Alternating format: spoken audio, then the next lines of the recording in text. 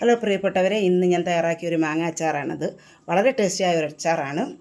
ഞാൻ തയ്യാറാക്കിയത് എങ്ങനെയാണെന്ന് ചോദിച്ചാൽ, ഈ മാങ്ങ ഇതേ അളവിൽ കട്ട് ചെയ്യണം. കട്ട് ചെയ്തതിന് ശേഷം ഉപ്പും നമ്മുടെ മഞ്ഞൾപ്പൊടിയും കൂടി ഇട്ട് തിരുമ്മി വെക്കണം. തിരുമ്മി വെച്ച് ഒരു 2 മണിക്കൂർ ആകുമ്പോഴത്തേന് ഇതിൻ്റെ കുറേ ചാറ് ഇറങ്ങിയിരിക്കും. അത് നമ്മൾ കളഞ്ഞതിന് ശേഷം വെയിലത്ത് വെച്ച് ഒരു 2 മണിക്കൂറോളം ഒന്ന് വാട്ടിയെടുക്കണം. ശേഷം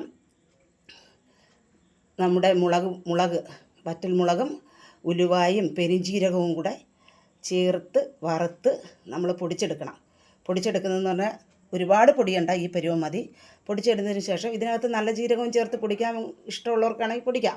നല്ല ജീരകത്തിൻ്റെ ടേസ്റ്റ് എനിക്ക് ഇതിനകത്ത് ഇഷ്ടമല്ലാത്തതുകൊണ്ടാണ് ഞാൻ നല്ല ജീരകം ചേർക്കാറുള്ളത്. അപ്പോൾ പൊടിച്ചെടുത്തതിന് ശേഷം കടുതാളിക്കുക എന്ന് പറഞ്ഞാൽ നല്ലെണ്ണയിൽ കടുതാളിക്കണം. കടുപരിപ്പും കൂടെ നമ്മൾ ഇതിനകത്ത് ചേർക്കണം. കടുവിൻ്റെ പിളർപ്പി അതുകൂടെ ചേർക്കണം. അപ്പോൾ നമുക്ക് ഇഞ്ചിയും വെളുത്തുള്ളിയും കറിവേപ്പിലയും മാത്രം ചേർത്താണ് ഞാൻ കടുതാളിച്ചിരിക്കുന്നത്.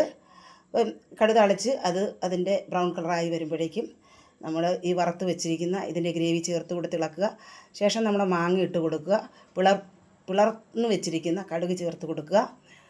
അതിനുശേഷം വിനാഗിരി ഞാൻ ഇതിനകത്ത് ചേർത്തിട്ടേ ഇല്ല. അപ്പോൾ കായപ്പൊടിയും കൂടെ ചേർത്ത് ഇളക്കി നന്നായിട്ടൊന്ന് ചൂടായതിന് ശേഷം ഇറക്കി വെക്കുക. ഇറക്കി വെച്ച് ആറുമ്പോൾ കുപ്പിയിലാക്കി വെക്കാവുന്നതാണ്. വളരെ ടേസ്റ്റാണ്. വളരെ ടേസ്റ്റായ ഒരു അച്ചാറാണ് കേട്ടോ. നിങ്ങൾക്ക് ഇഷ്ടപ്പെടും, തയ്യാറാക്കി നോക്കണേ.